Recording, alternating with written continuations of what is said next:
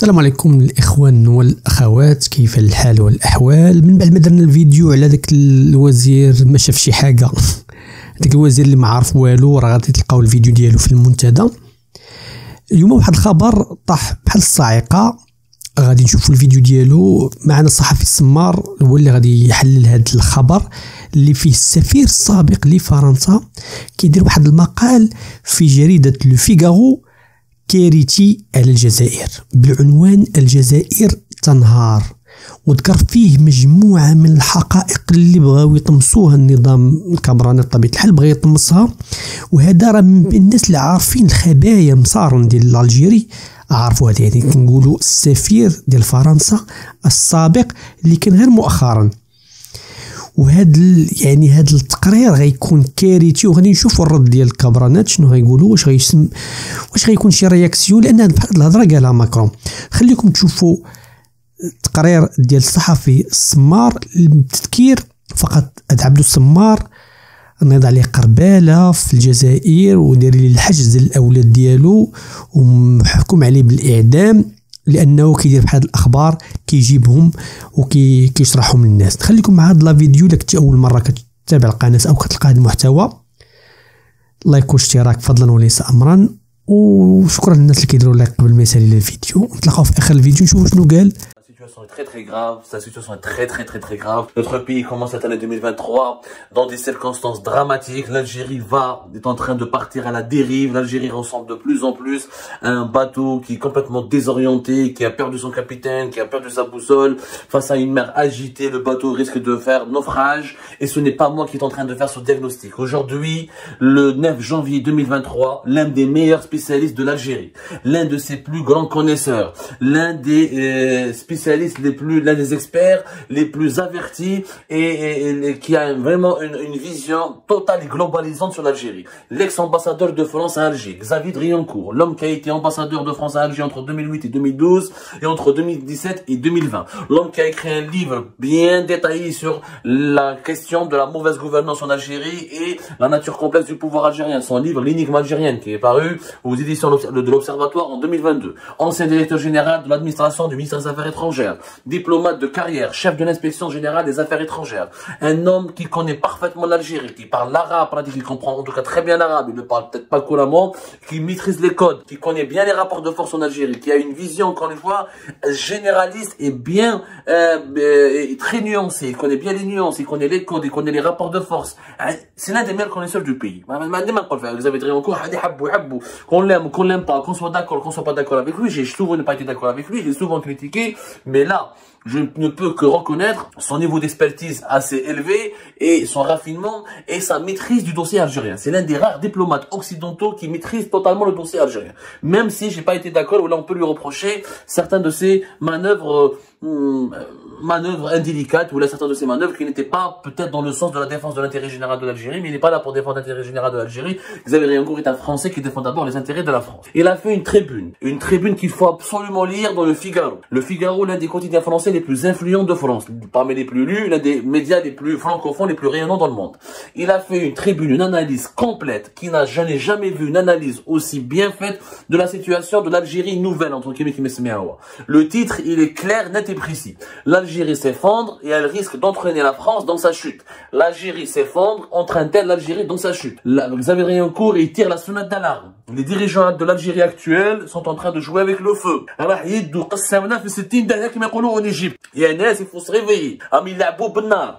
Xavier Driancourt, il donne des arguments irréfutables. La répression qui s'est abattue sur le pays, répression élaborée, mise en œuvre par une armée qui ne cesse de glorifier les combats contre la France, Ennemi éternel a fini par avoir raison des espoirs, mis un temps dans le hirak pour une démocratisation du pays. Il n'y a plus aucun espoir de la démocratisation du pays. Mais pire encore, le nouveau régime algérien, très dur, liberticide, totalitaire, hostile à toutes les libertés publiques et individuelles, qui est en train qui le poids de la répression s'aggrave de jour en jour, et cette répression est en train d'écraser tout le monde, y compris l'intelligentsia algérienne. Elle a vidé le pays de ce qu'il a de plus intelligent, de ce qu'il a de plus raffiné, de ce qu'il a de plus intelligible, de ce qu'il a de plus prometteur pour l'avenir. En faisant un tel travail de destruction, l'Algérie risque de s'effondrer à la moindre crise économique, sociale ou sécuritaire qui risque risque de éclater dans cette année 2023 avec la reconstruction du monde, avec un monde beaucoup plus compliqué, un nouvel ordre mondial qui est né des suites de la guerre lancée par la Russie en Ukraine. Et si par malheur le prix du gaz et du pétrole redescend et chute, avec une population de plus de 45 millions d'habitants, une intelligence et une élite déstructurée, emprisonnée arbitrairement, contrainte à l'exil, réduite au silence, écrasée à un pouvoir qui est aveugle, qui ne voit que ses petits agendas, le pays risque de s'effondrer. Alors, Xavier Driancourt, cela me fait maintenant 3 ans qu'en Algérie, Abdelmadjid Tebboune a été élu président de la République. 3 ans, et à Alger, on pose la question d'un deuxième mandat. Quel bilan de cette présidence? Quelles leçons tirer pour la France? Mon amitié pour l'Algérie, comme pour mon respect pour le peuple algérien, m'oblige de rappeler quelques évidences. Car la réalité politique, les illusions françaises et les conséquences de celle-ci seront très graves. S'il fallait résumer brièvement et brutalement la situation, je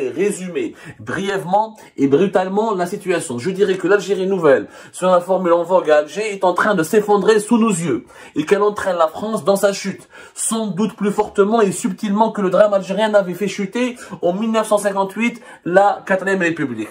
Xavier Driancourt, il dit clairement que l'Algérie, à cause de la brutalité politique, de la répression, à cause de ce régime totalitaire qui a vidé le pays de son intelligence et de son élite et qui emprisonne à tort et à travers toute personne intelligente qui veut le contester ou qui veut proposer notre orientation politique à la gestion du pays, l'Algérie, en s'effondrant, elle va entraîner la France pour une raison qui est simple, où, vous avez encore le dit très bien, un pays de 45 millions d'habitants, avec plus de 75% de jeunes, au cas d'une grave crise, tout le monde voudra partir et fuir. Ils vont fuir vers où? Ils vont fuir vers l'Europe, notamment vers la France, qui est la destination traditionnelle des Algériens quand ils veulent fuir leur pays, avec plus de 5 millions d'Algériens déjà en France, avec des millions d'Algériens comme en Syrie. L'Algérie tourne comme la Syrie, ou la s'effondre comme la Syrie. Elle risque, elle risque donc de sombrer comme la Syrie. C'est pas le malheur, elle sombre comme la Syrie. Elle risque de provoquer une crise migratoire terrible. Et là, elle va alimenter la montée de l'extrême droite en France. Elle va déstabiliser la sécurité en France, l'ordre public en France. Et la France en elle-même, face à une crise algérienne, elle ne pourra pas résister longtemps. Parce que les flux migratoires, les problèmes socio-économiques, les questions identitaires qui vont être réveillées par les mouvements extrémistes et le réveil de l'extrême droite va faire en sorte que la France va s'effondrer dans le sillage, politiquement en tout cas, et du point de vue sécuritaire, dans le siège de l'Algérie. Les deux pays sont liés.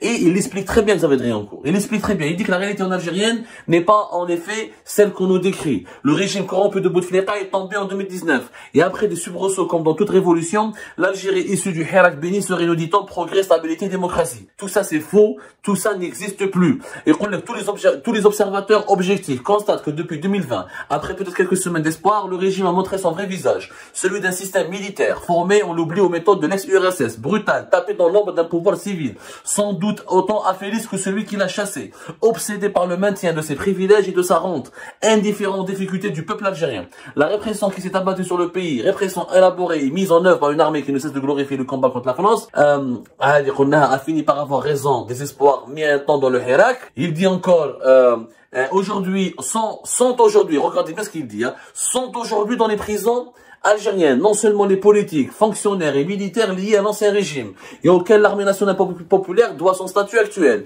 mais aussi les journalistes qui ont eu le tort d'écrire des articles hostiles ou réservés sur le régime et ceux qui naïvement ont porté sur les réseaux sociaux un jugement ou une opinion dissidente. Le Covid, dès mars 2020, avait permis à l'armée de commencer le nettoyage politique. Les circonstances internationales, la guerre en Ukraine lui ont permis de mettre définitivement le pays au pas. Définitivement le pays au pas. Et je me dis, c'est très dangereux ce qui se passe en Algérie. C'est un pays qui s'est renfermé sur lui-même, qui a banalisé la prison. Aujourd'hui, personne ne veut parler, personne n'ose critiquer, personne ne veut réfléchir. Quand il y a un pays qui, quand la répression est aussi forte, quand il n'y a plus aucune pensée possible, il n'y a plus aucune contradiction. Du coup, on est dépendant des certitudes de quelques dirigeants.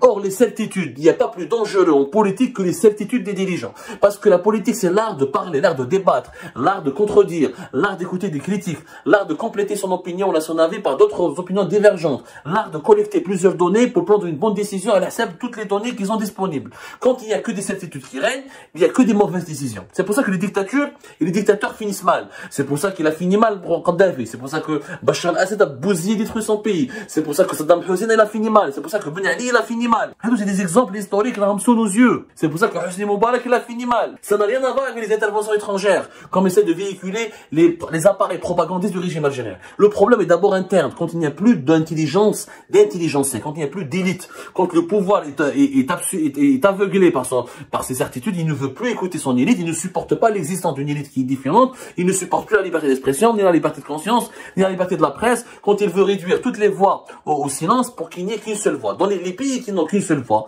sont les pays qui sont condamnés à des crises, à s'effondrer. Les pays forts, ce sont les pays qui ont des institutions divergentes, qui supportent, là il y a des débats, là il y a une vitalité démocratique, là il y a une pluralité des opinions, là où il y a des cercles de réflexion qui produisent des projets de société différents, des idéologies différentes. Xavier Driancourt. Xavier Driancourt, il parle de l'affaire d'Algérie Part, et je le remercie pour cela. Il dit qu'on n'a pas idée en France de tout ce qui était la presse algérienne, résistante pendant la guerre civile, martyrisée par les islamistes, ironique, critique et sardonique sous Bouteflika. Souvent audacieuse dans son jugement. Aujourd'hui, elle est muselée. Les journalistes arrêtés au privé de leur passeport. Les journaux comme Liberté fermés, Al-Watan mis sous tutelle. Et fin décembre, alors que des chancelleries occidentales réveillonnées, c'est le dernier carré, Radio M et le site Maghreb émergent qui sont interdits, tandis que leur directeur Al-Qadi était arrêté dans la nuit. Samedi 7 janvier, c'est au tour du site Algérie Part d'être arrêté dans la nuit, d'être accusé de recevoir des fonds de l'étranger pour diffuser des fake news afin de déstabiliser le pays. Des associations comme Caritas, fondées par l'Église catholique avant 1962, sont dissoutes, d'autres accusées de recevoir des fonds de l'étranger. C'est tout simplement la vérité et la réalité algérienne qui est dessinée, qui est décrite par Xavier Driancourt. Il s'appelle pas Hamida, il s'appelle pas Bachir, il s'appelle pas Abdelrahman Abdelmajid, il n'est pas algérien, mais c'est l'un des diplomates les plus chevronnés, les plus connaisseurs de l'Algérie. Il sait qu'il dit est vrai, il est en train de tirer la sonnette d'alarme.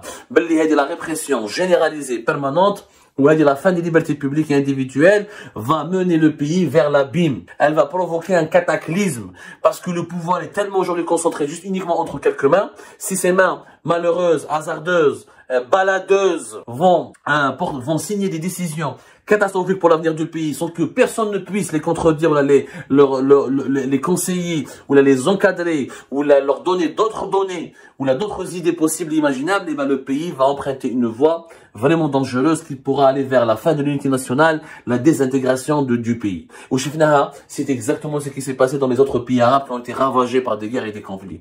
Sachant qu'aujourd'hui, avec le nouvel ordre mondial, des pays vastes et riches comme l'Algérie pourraient être facilement le théâtre d'une partie des chefs des grandes puissances. Et je m'arrête comme l'Algérie est en danger.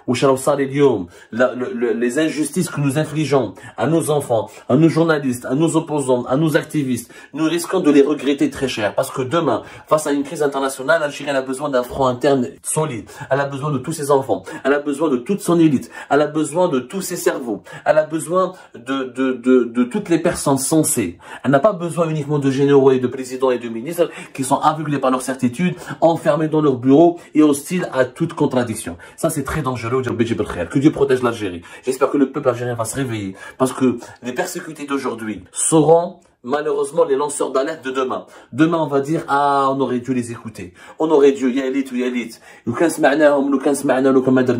Notre pays aurait peut-être pu éviter un sort tragique. Rappelez-vous encore une fois de ce qui s'est passé en Libye, en Syrie, en Irak, au Yémen et ailleurs, et en Tunisie et ailleurs dans le monde arabe. Aujourd'hui, l'Algérie a besoin de retrouver son calme, sa paix, sa stabilité. Mais la stabilité de l'Algérie, elle a toujours été avec des minimums de liberté publique et individuelle. كما شفتوا الإخوان، هذاك الشيء ديال الشعارات والجزائر الجديدة وقوة ضاربة فقط غير الشعارات والخوى الخاوي. الجزائر فعلا باقي النظام العسكري يمد القبضة ديالو على الشرعية، على اقتصاد، على كل شيء. مازال الامتيازات كاينة، مازال الأمور من سيء إلى أسوأ، وكاين تنبؤات بالانهيار. ودابا ولاو الفرنسيين هما اللي خايفين على راسهم واش ممكن توقع كما وقعت في التاريخ سابقا في 1954 فاش الجزائر بسبب الجزائر انهارت فرنسا. واش ممكن هذا الشيء يتكرر؟ اعطيني الرأي ديالك لهذا الموضوع هذا لأنه موضوع مهم. بطبيعة الحال كنتي معنا، كنتي أول مرة كتشوف القناة، راه كاينين فيديوهات كنحطوهم في المنتدى وما نحطهمش في هذه القناة، كنحطوهم في المنتدى، ممكن أنك تطلع عليهم ودير معنا اشتراك باش يوصلك الجديد، فعل الجرس باش يوصلك الجديد. وشكرا للناس اللي كيديروا لايك قبل ما يشارك الفيديو، وحنا مازال معاهم. تبارك الله عليكم.